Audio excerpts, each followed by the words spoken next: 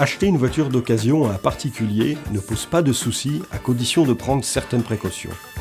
Lorsque vous avez trouvé une voiture qui correspond à vos besoins et à votre budget, il faut vérifier son prix en le comparant avec d'autres annonces.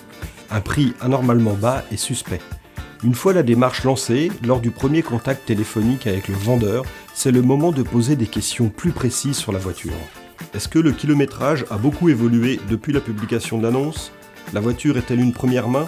Qui la conduit ? Pour quel type de trajet ? Quelles sont les options ? Y a-t-il des frais à prévoir ? Etc. etc. Demandez également au vendeur de préparer les factures et différents papiers qu'il faudra contrôler lors de la rencontre.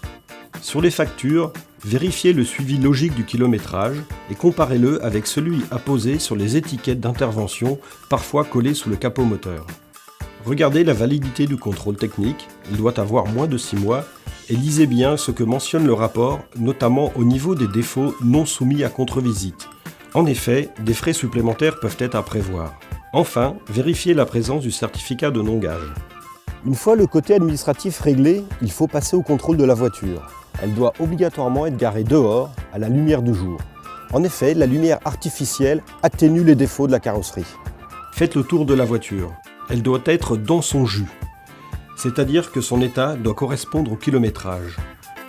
Par exemple, une peinture un peu délavée et un compartiment moteur sale, c'est normal pour une voiture d'une dizaine d'années. Des nuances de peinture peuvent indiquer par exemple une réparation de la carrosserie. Regardez ensuite les bords des jantes alu ou des enjoliveurs ainsi que l'état des pneumatiques. Essayez tous les ouvrants, portes et coffres qui doivent se manipuler sans point dur et sans grincement. Une fois l'extérieur contrôlé, c'est au tour de l'intérieur d'être passé au crible.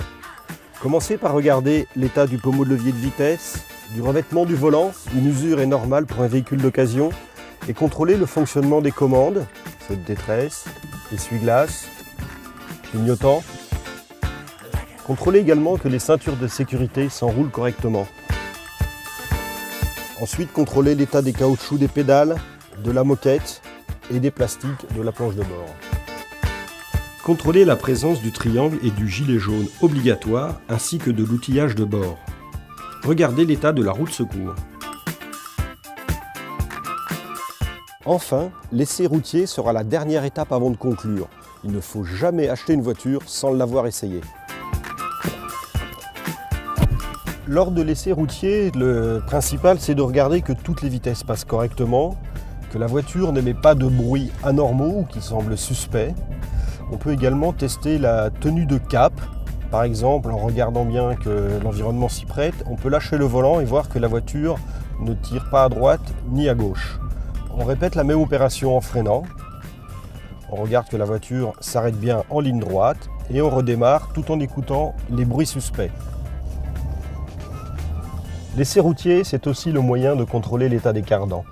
Pour cela, une manœuvre en braquant les roues à fond à gauche puis à droite, sans qu'on entende un bruit anormal et signe que tout va bien. Une fois l'affaire conclue, pensez à demander au vendeur tous les codes d'identification nécessaires, comme celui de l'autoradio ou celui pour refaire les clés. Enfin, pensez à prévenir votre assurance pour être en règle au moment de prendre le volant de votre nouvelle voiture.